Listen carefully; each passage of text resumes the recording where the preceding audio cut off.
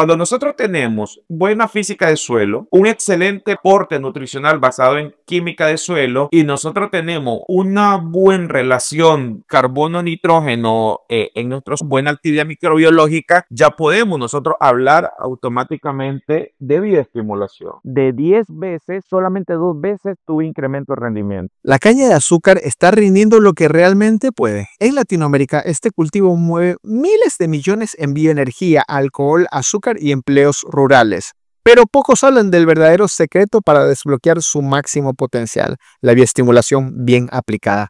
En este episodio de AgroEvidence, revelamos cómo mejorar productividad, sanidad y resiliencia manejando el estrés biótico y abiótico en caña de azúcar. Hoy nos acompaña Ricardo Navarro, ingeniero agrónomo de Zamorano, con más de 16 años de experiencia en nutrición vegetal, fertilidad de suelos y fisiología de cultivos en América Latina y Estados Unidos. Tiene 2 maestrías en fertilidad de suelos y en finanzas, y también formación ejecutiva en instituciones prestigiosas a nivel mundial.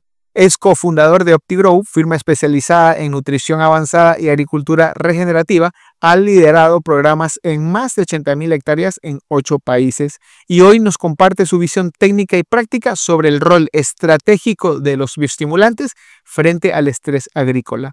Si trabajas con caña y aún no usas bioestimulación estratégica, estás perdiendo tiempo y dinero. Descubre el enfoque que está revolucionando al agro. Dale play, like, comparte y sobre todo prepárate para cuestionarlo todo. Bueno, pues entonces, ¿cómo estás, hermano? ¿Cómo es de tu vida? Qué gusto volverte a ver, conversar. ¿Qué tal todo por Nicaragua? Bien, ¿qué tal, Michael? Un gusto volverte a saludar. Pues de Nicaragua ahorita, que ¿Está calientito? está un poco caliente. Yo estoy ahorita, me encuentro desde Chinandega, el occidente de Nicaragua, frontera con Choluteca en Honduras. Espero que te recordes de Choluteca. Claro, por supuesto. Sí. Cuando tuviste en tus años de Zamorano. Sí. Texas le decían. Texas. Yo recuerdo que sí, entonces ahorita la temperatura está bastante cálido en realidad. Han habido pocas lluvias. Estamos ahorita pues la siembra de maní, la siembra de arroz, caña de azúcar. Acá en el occidente de Nicaragua se da mucha caña de azúcar, alrededor de unas 60.000 hectáreas entre 2 ingenios. Y los otros 2 ingenios uno está cerca de Managua y el otro está cerca de la frontera con Costa Rica. Ah, ok, excelente. Entonces, bueno, ¿te parece si empezamos? Sí, yo creo que sí, es oportuno. Gracias por la invitación. De nuevo te agradezco mucho y bueno. Vámonos. El sector agropecuario hoy en día tiene grandes desafíos de sustentabilidad y sostenibilidad. Bienvenidos a AgroEvidence by Mickey Lab. Soy Michael Sea, pero en el agro me conocen como Mickey. He recorrido el campo como productor, desarrollador de soluciones agrícolas, conferencista, líder comercial y estratega agrícola. Hoy pongo toda esa experiencia al servicio de un nuevo propósito: comunicar lo que realmente funciona en el campo para ser eficientes mientras cuidamos la biodiversidad y el medio ambiente. Un gustazo estar aquí. El día de hoy tenemos de invitado a un espectacular Ricardo Navarro. Él es experto, bueno, como ya lo dije anteriormente, en temas de fisiología, caña de azúcar. Y el tema de hoy es bastante interesante porque es un tema diferente que normalmente no se habla, no se comunica, tal vez de forma generalizada, ¿no? Pensamos que el cultivo de caña de azúcar, al menos en mi país he escuchado a algunos productores, ¿no? Y también gente especialista en insumos agrícolas, que la caña es agua, fertilizante, herbicidas. Bienvenido, Ricardo, un gusto tenerte acá. Créeme que es un placer, realmente un honor tenerte aquí. Y bueno, ¿te parece si conversamos de caña de azúcar, bioestimulación en caña de azúcar, ¿no? Bueno, primero quería preguntarte, ¿qué es la bioestimulación y por qué se debe usar en un cultivo de caña de azúcar si se supone que es altamente eficiente? Bueno, perfecto. Primero vamos a comenzar a definir qué es un bioestimulante. Hay muchas definiciones, hay demasiadas definiciones, dependiendo también el contexto en el que se esté usando, pero una definición general de bioestimulante es todo aquel metabolito, todo aquel producto que puede ayudar a la planta, a que la absorción de los nutrientes sea un poco más eficiente, a poder mermar un poco el tema de un estrés biótico o un estrés abiótico, y todo aquel producto que tiene diferentes composiciones. Entonces, si lo vemos de esa manera, nos vamos por dos vías: el concepto de bioestimulación, eficientizar un poco más la absorción de nutrientes y poder reducir o hacer que la planta pueda soportar un poco un estrés biótico y un estrés abiótico, prácticamente. Ya, pero por ejemplo, ok, entonces estamos hablando de estrés. Listo. O sea, la caña de azúcar debe tener estrés, pero normalmente no se habla de bioestimulación en caña.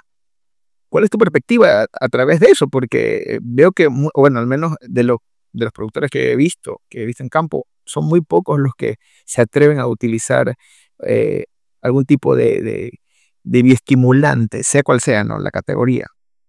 Ok, perfecto. Primero, antes de hablar de bioestimulante, deberíamos hablar de estrés.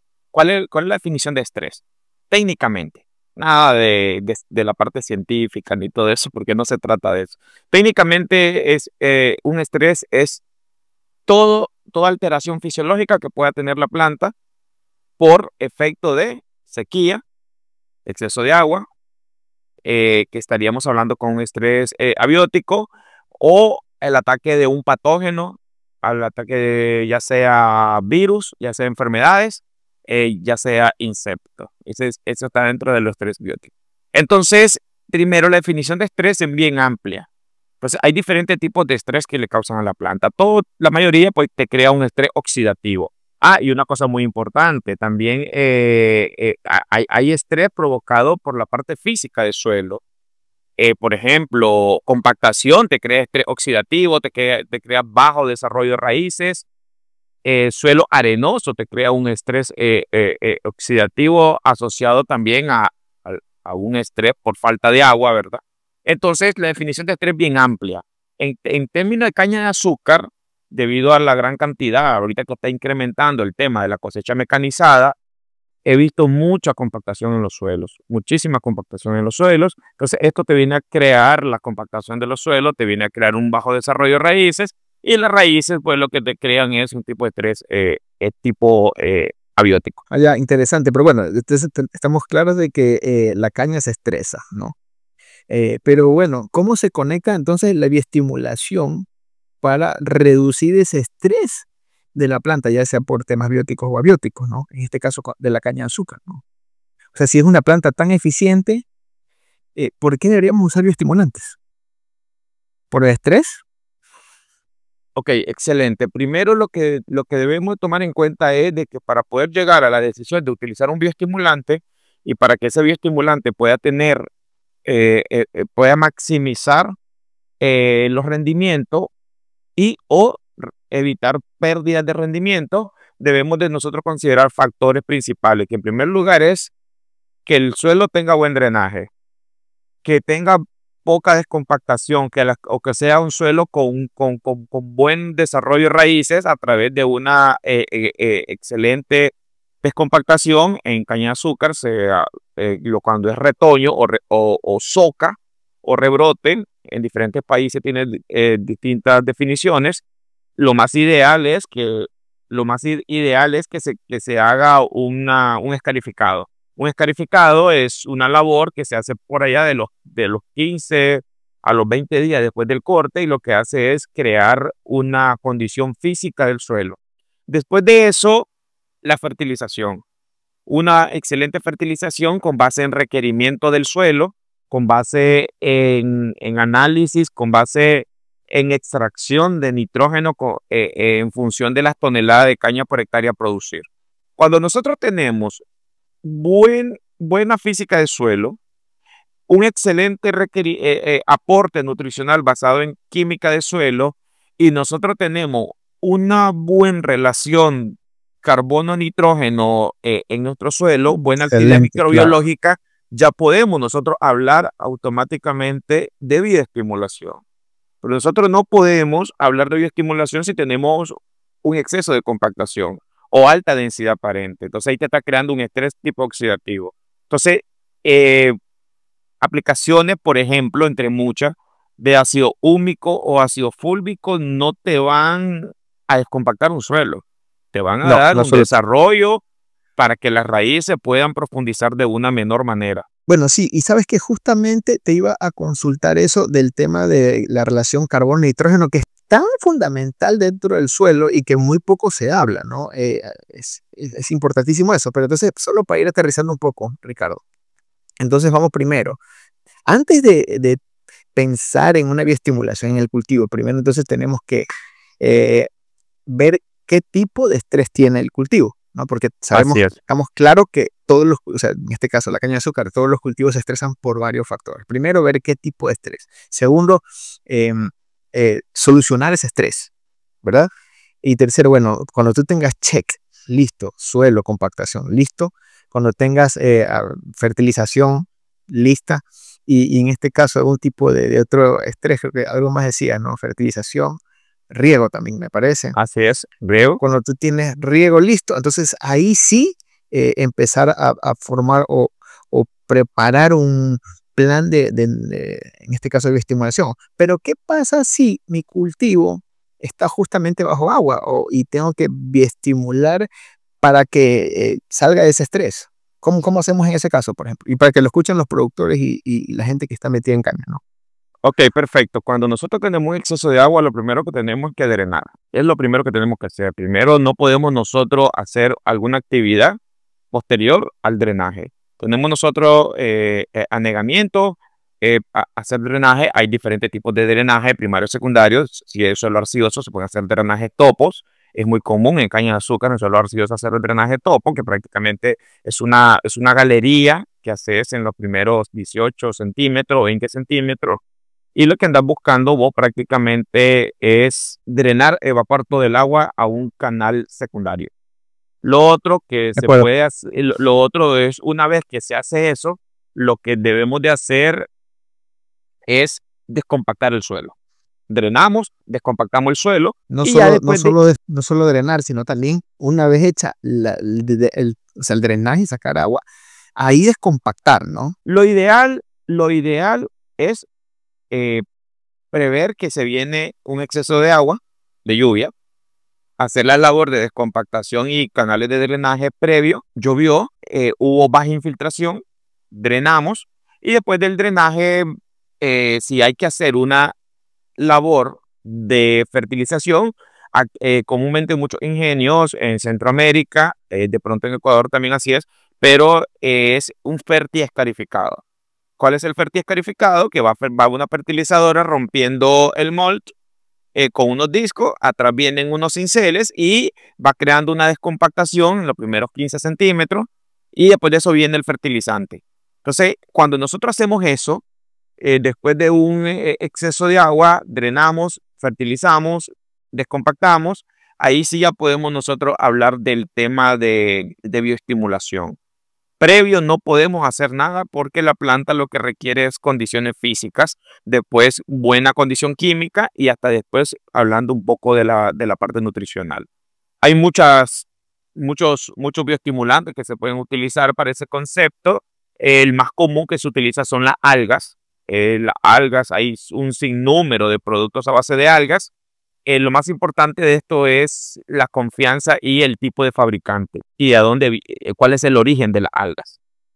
Bueno, sí, ahí, bueno, vamos a conversar un poquito también de algas y otros tipos de bioestimulantes, ¿no? Pero antes de que pasemos a ese tema, me encantaría conocer un poco tu experiencia con respecto a la bioestimulación. Porque, ok, estamos hablando que ya una vez que tengas todo, por decir, listo, o desestresar o quitarle esas condiciones a la planta de por qué se estresa, usamos bioestimulación, ¿no es cierto?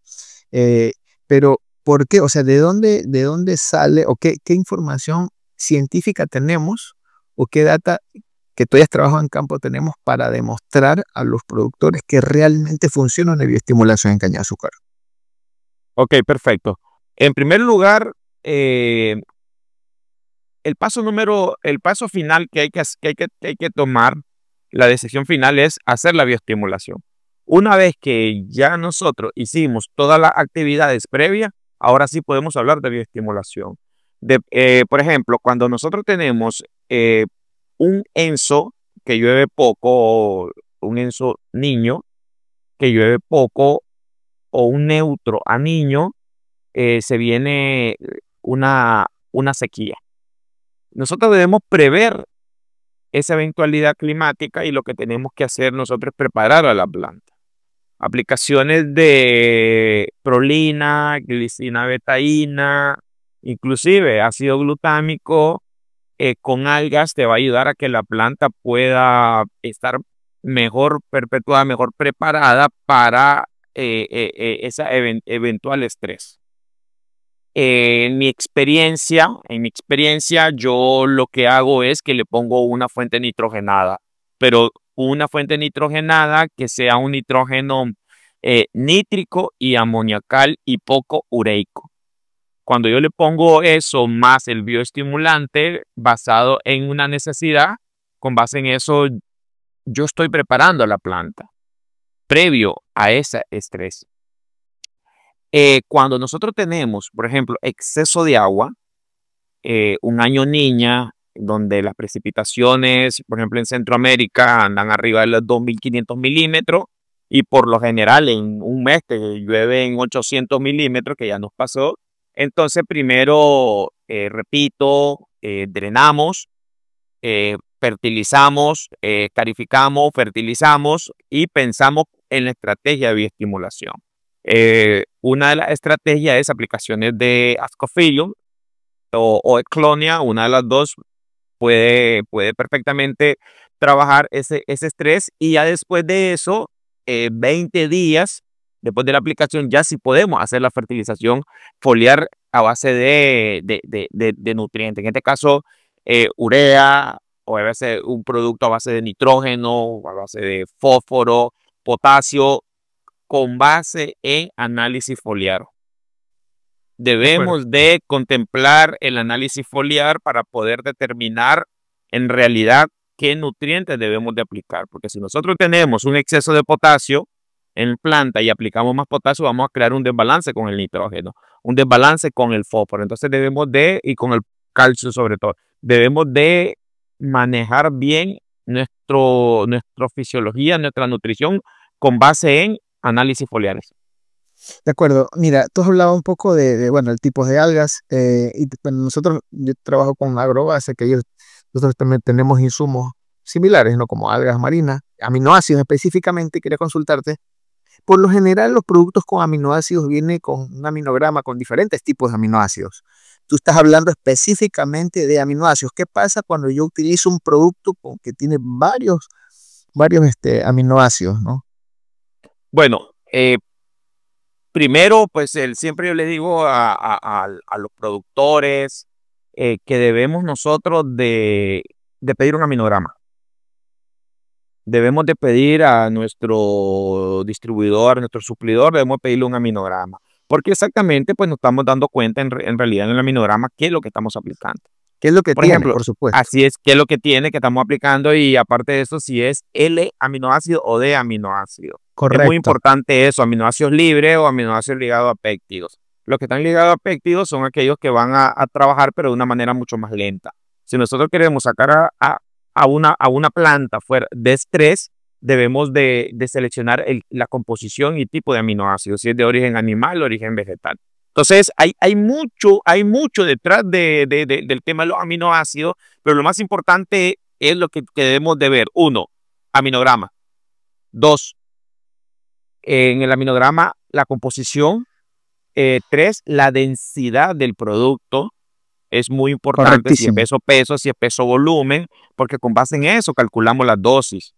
Ojo que no debemos de tomar decisiones basadas en dosis comercial, porque si hay un producto que te vale $20 el litro y tienes que aplicar un litro para sacar a una plantación de estrés, es muy poco.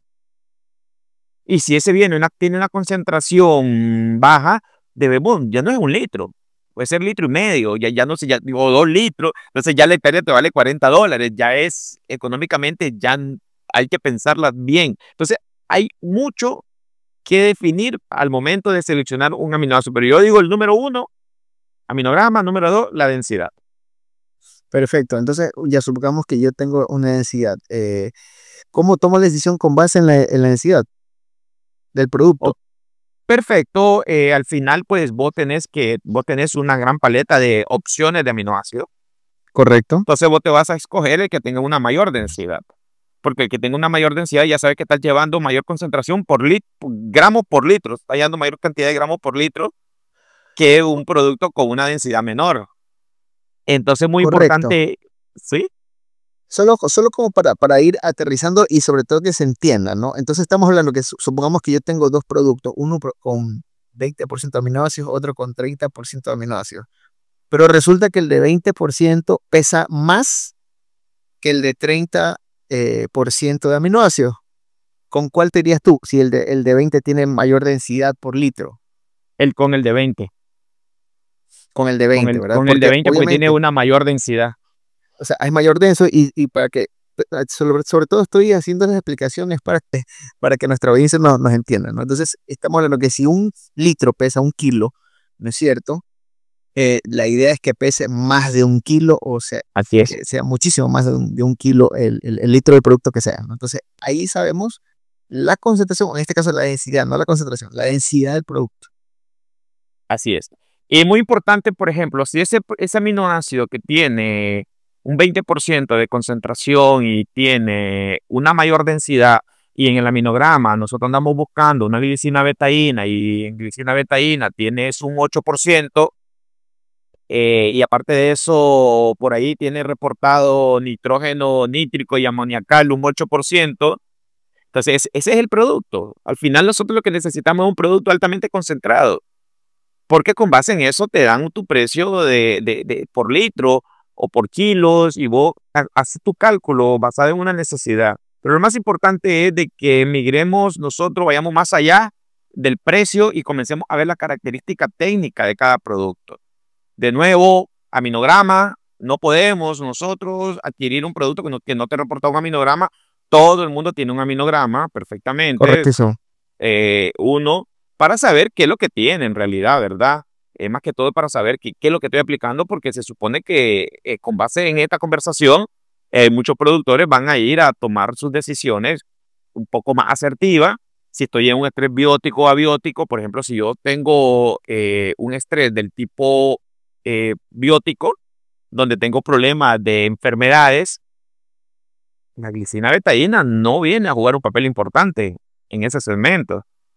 Hay otras sustancias, otras cosas que vienen a jugar un papel importante. Entonces, lo más importante es tomar decisiones con base en mi situación. Y no todo es copiar y pegar, porque lo que me pasa en Ecuador no es lo mismo que pasa en Guatemala, mucho menos lo que pasa en Dominicana. En Dominicana la radiación es altísima. O sea, OptiGrow tiene clientes en Dominicana y lo primero que me preguntaron la otra vez, la última vez que llegué por allá de febrero, ¿cómo eficientizamos el exceso de radiación? O sea, tenían 200 alrededor de en megajoule metros cuadrados día, que es como yo mido la radiación, tenían arriba de 80 megajoule metro cuadrado día, donde debería estar arriba de 30, pero no mayor de 30, perdón. Entonces, un exceso de radiación. Entonces, ahí el tema de estimulación viene a jugar un papel importante. Entonces, lo mismo que se hace en Ecuador en esa condición, no es lo mismo que se puede hacer en Dominicana,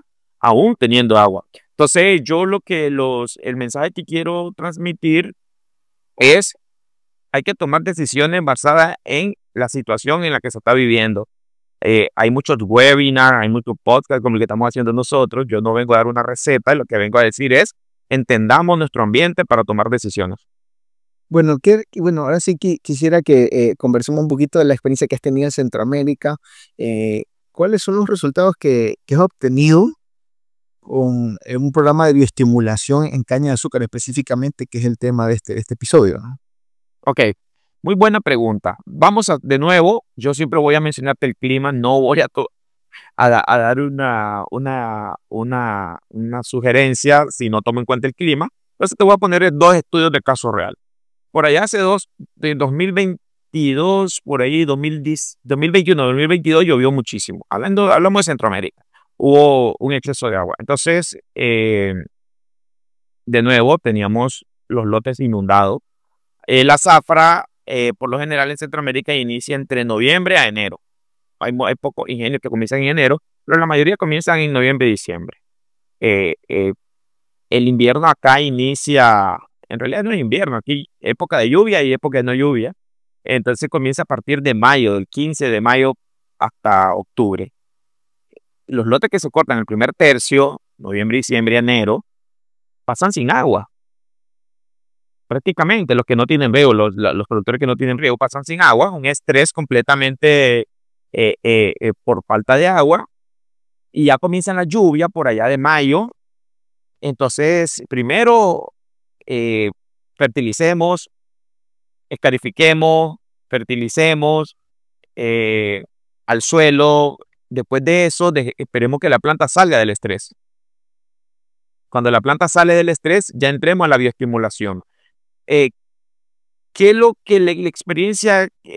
Voy a contar mi experiencia. Yo estuve 16 años trabajando para un grupo grande productores de azúcar. Entonces, ¿cuáles eran las decisiones que tomaba? En primer lugar, sacar del estrés de la planta, hacer el ABC de la fertilización y definir el tipo de aminoácido a aplicar o el tipo de fitohormona a aplicar. Muchas de las veces, te voy a decir un número, de 10 veces, solamente 2 veces tuve incremento de rendimiento. 8 veces, lo que me ayudó la estrategia de estimulación es a no perder productividad. Yo sinceramente no he encontrado un incremento de decir por aplicar un bioestimulante me va a incrementar 5 toneladas. Eso es mentira. O sea, la verdad, basada en mi experiencia, nunca lo vi.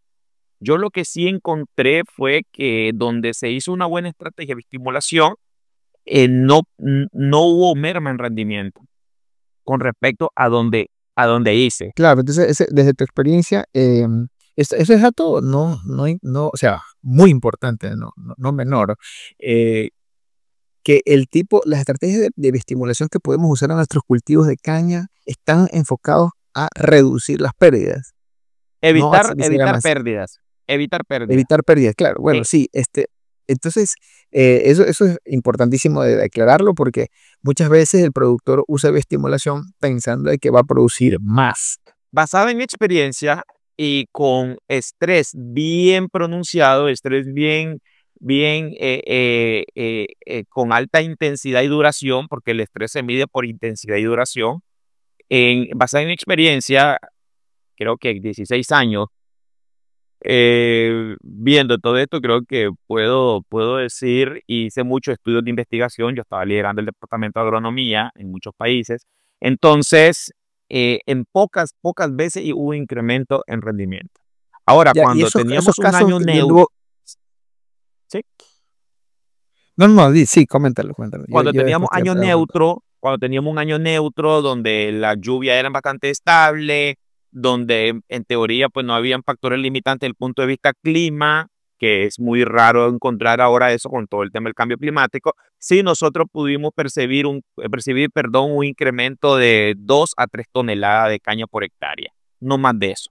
Pero cuando teníamos nosotros un evento, un Enso Niña, sinceramente nunca vimos un incremento. Yo escucho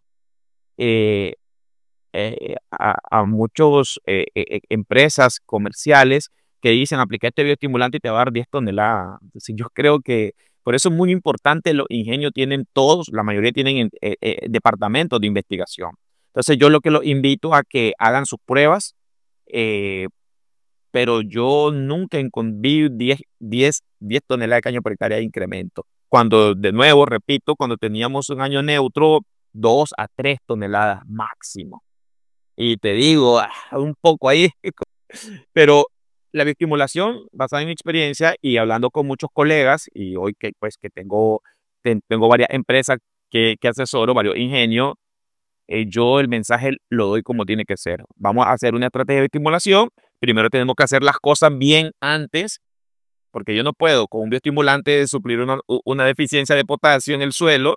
Para eso existe en verdad la fertilización química, pero nunca decir te voy a incrementar 5 toneladas. No, no. vamos a evitar que haya merma en productividad. Por supuesto, y sabes que suena muy lógico y tiene que ver también con el potencial genético, ¿no? O sea, no le puedes pedir por mucho que le pongas bioestimulación a una planta. Si está en su tope de potencial genético, o sea, no te va a producir más. Si tiene un estrés que te reduce la producción o la productividad, lo que sea, ahí obviamente la estimulación sirve como un mecanismo de reducir pérdida. Exactamente, hay que ver muchísimo la interacción genotipo-ambiente. Nosotros, por ejemplo, hacemos un estudio del mes ideal de cosecha y la variedad ideal de cosecha. Por ejemplo, un estudio de caso real, tenemos un cliente donde había una variedad donde se estaba cosechando en mayo. Se cosecharon que 100 hectáreas en mayo, pero esa variedad, su nicho no era malo, su nicho era máximo al 20 de febrero. Y el 20 de febrero, que estaba el 70% del área, dio un incremento de 110 toneladas de caña por hectárea.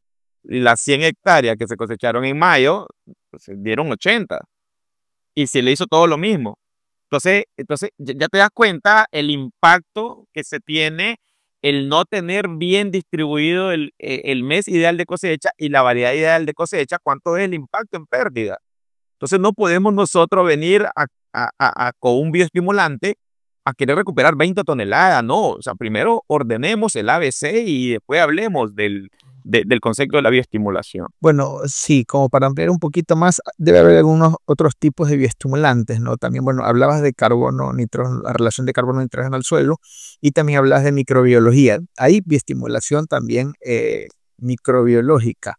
¿Qué es lo que tú recomiendas, no solo en el tema, por ejemplo, aminoácidos o en este caso de algas marinas o también hormonas, ¿no? Hormonales? ¿Qué otras estrategias de bioestimulación existen que puedan complementar la producción de caña? Ok, mira, ahorita, por ejemplo, hay dentro de la estrategia de los bioestimulantes hay microbianos y no microbianos. Si vamos a hablar de los microbianos, en este caso tenemos todo el tema de tricoderma. Es muy importante el tema del tricoderma.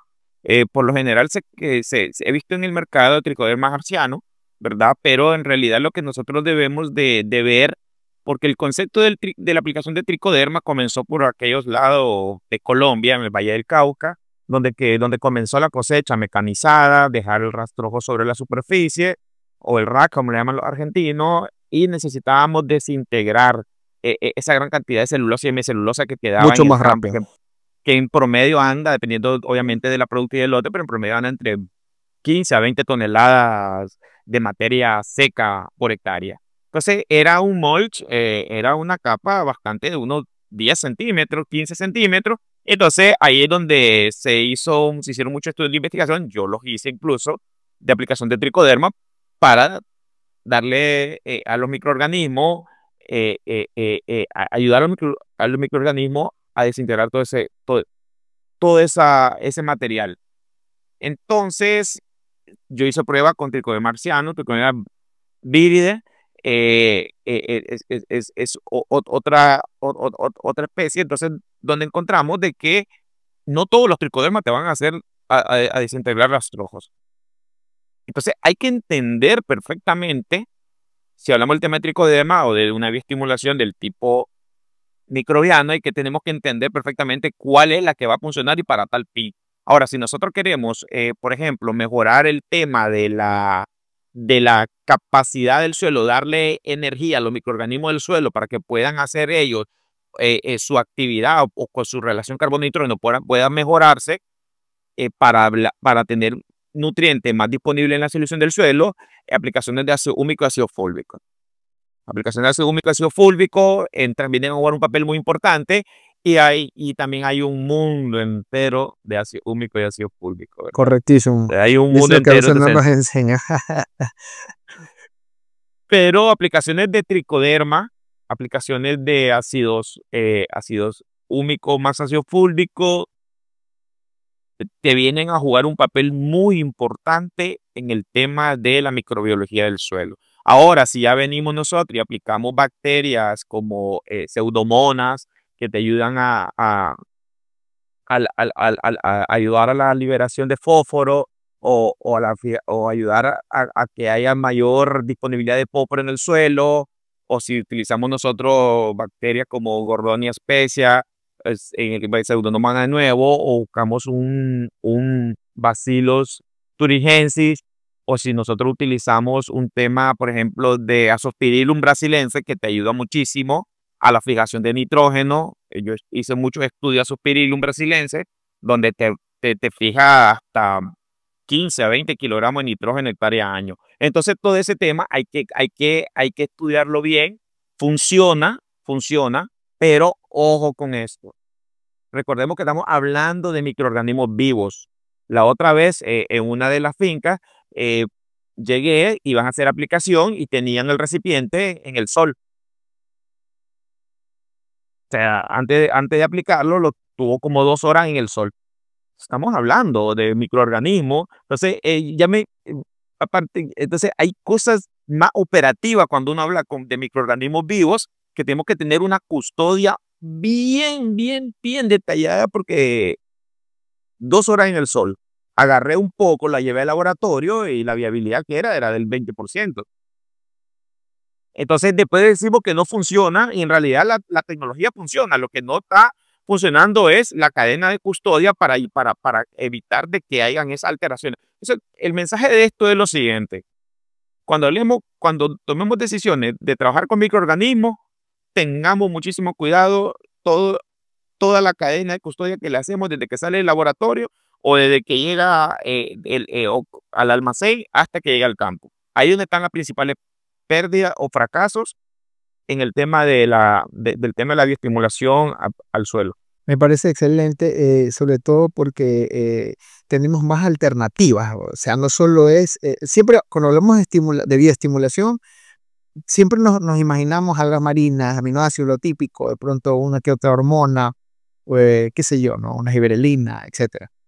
Pero no hablamos de estos temas, de tema de relación carbono-nitrógeno, porque es fundamental tanto en el suelo como también en los productos que se comercializan y que se compran, ¿no? La relación carbono-nitrógeno, y también conversar de qué tipos de microorganismos pueden ayudarnos a bioestimular también nuestros cultivos, especialmente en este caso caña, ¿no? Ahora, ¿cuál es el error más común que tú ves, que tú has visto, que tú has conversado con los agricultores, con los ingenios? ¿Cuál es el error más común que ocurre en el momento de hacer un programa de bioestimulación? Bueno, eh, basado en mi experiencia, porque sí, pues somos humanos, y obviamente pues tendemos a errar. Haciéndolo basado con mi experiencia, yo estoy trasladando mi experiencia, y es primero tratar de que un bioestimulante por sí solo te va a ayudar a que la planta pueda evitar la pérdida de productividad. Me explico de mejor manera. Ok, por ejemplo, cuando yo hice solo una aplicación, por ejemplo, o agarré un producto y apliqué ácido glutámico o glicina betaína en su mayor proporción, lo apliqué, lo diluí en agua y lo apliqué. No pasó absolutamente nada. Cuando le puse, ok, lo voy a poner ahora, cuando comenzamos a estudiar un poco más la nutrición, la fisiología, el tema del clima, entonces digo, no, vamos a aplicar ese mismo ácido glutámico o la misma glicina betaína, hablemos de la glicina betaína, le vamos a poner algas. Ok, combinamos con algas. O sea, vimos una mejor respuesta. Ok, perfecto, que solo hacerlo por sí solo. Ok, cuando nosotros venimos y dijimos, ok, vamos a poner ahora glicina betaína, por dar un ejemplo de mucho, este es un estudio de caso, con algas, y vamos a poner una fuente de nitrógeno. Ah, pero voy a buscar un producto que lleve alta proporción de nitrógeno nítrico y amoniacal, más las algas, más la glicina betaína, pero después me di cuenta de que había algo que le hacía falta, y era que el tipo de adherente o el tipo de aditivo que iba a ir acompañado. Entonces, cuando O por nosotros ejemplo, también, pusimos o también con la un buen mezcla de insecticidas o fungicidas, que es muy común a veces hacer mezclas con fungicidas, insecticidas. en caña de azúcar es poco común, en otros cultivos sí es muy común hacer esas mezclas que yo me quedo impresionado, que ponen insecticidas, fungicidas, foliares, de todo. Pero bueno, hablemos del tema de caña de azúcar. Entonces, cuando se puso una buena fuente de nitrógeno, glicina betaína, algas y un buen aditivo, sinceramente te digo, respecto a no hacer nada, eh, la planta mantuvo su productividad. En cambio, el testigo vino y hubo pérdida de productividad. Entonces, lo que quiero decir con esto, uno de los errores comunes es querer hacer o querer hacer una estrategia con solamente una táctica. Me refiero, ya sea táctica, a solo usar un bioestimulante. No, hay que hacer un cóctel de cosas que sean sinérgicos, obviamente. Hay que tener cuidado con la conductividad eléctrica de la mezcla final, hay que tener cuidado con el pH de la mezcla final, hay que tener cuidado con evitar que se precipite, ¿verdad? Que eso tiende muchísimo. En el caso, pues, yo utilizo ácido cítrico para mantener la mezcla en suspensión. Y entonces, cuando vamos viendo y amarrando todo el paquete, nos damos cuenta que ese es el verdadero concepto de la bioestimulación. Si yo he visto productores que solamente hacen uno y dicen eso no funciona, pero no, o sea, estamos nada más viendo una parte del papel. Entonces, esa es mi experiencia más relevante y que sí vimos que teníamos que hacer cambio rápido porque si no, más bien los costos se iban a incrementar. Interesantísimo. Entonces, por ejemplo, ¿cómo podría ser un productor en cualquier parte de Latinoamérica que nos esté viendo, escuchando, que quiera empezar a adoptar prácticas de bioestimulación en caña de azúcar? ¿Cómo puede empezar? Primero, el ambiente. Uno, el checklist. ¿Ya escarifiqué? Sí. ¿Tengo buen desarrollo de raíces? Sí. Ya hice mi programa de fertilización con base en análisis de suelo y requerimiento de la planta y extracción de nutrientes. Sí. Eh, ¿Tengo riego? ¿Sí o no? Ok, tengo riego, sí. Entonces yo ya hice todo eso. Obviamente ya controlé maleza, no tengo mi despoblación, no es mayor al 15%.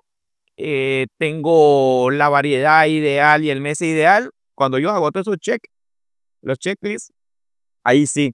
Yo le llamo eso apachar botones. ¿Qué es apachar botones? Esto ya lo hice, está en verde, está en verde, está en verde, está en verde, está en verde. Entonces ahí, si ya hice todo eso, la decisión de aplicar un bioestimulante ya es netamente económica.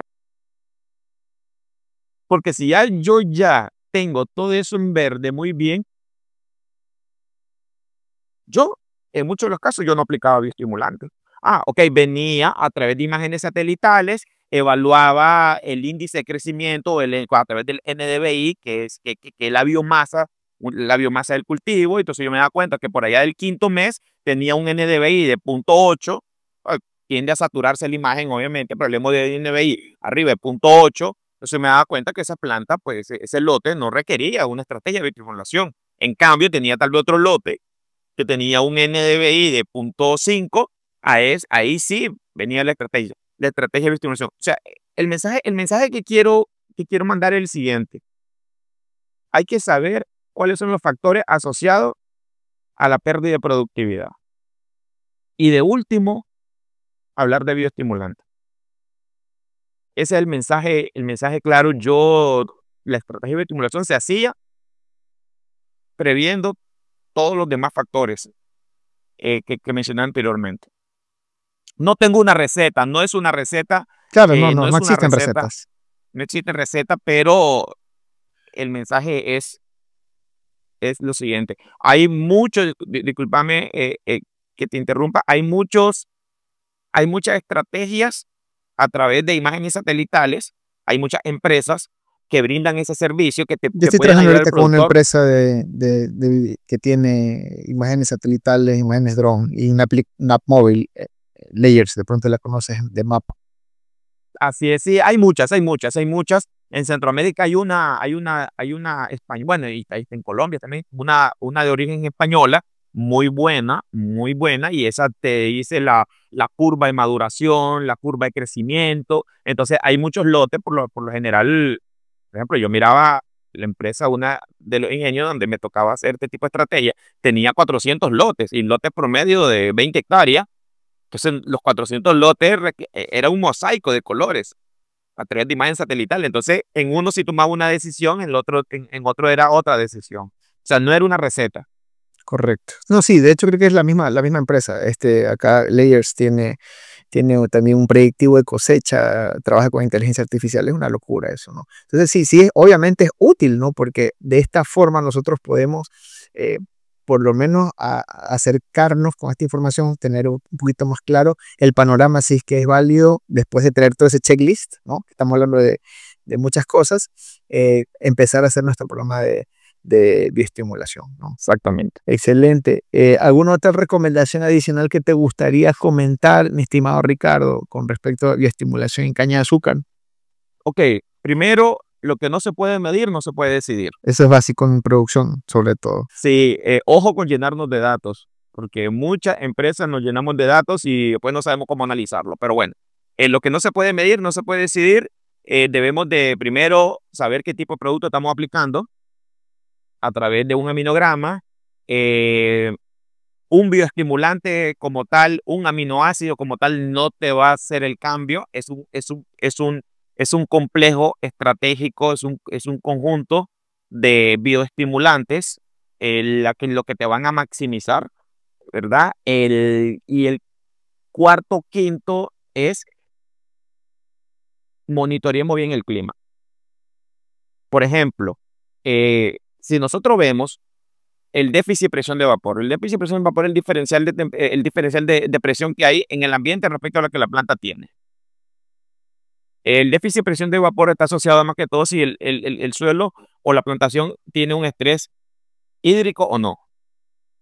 Por lo general, cuando el déficit de presión de vapor está arriba de 1 kilopascal, ya se puede predecir de que la planta tuvo un estrés. No te puedo decir que fue un estrés del tipo abiótico porque hay otras, hay que correlacionarlo con el nivel freático, hay que correlacionarlo con las condiciones de riego, no riego, pero bueno.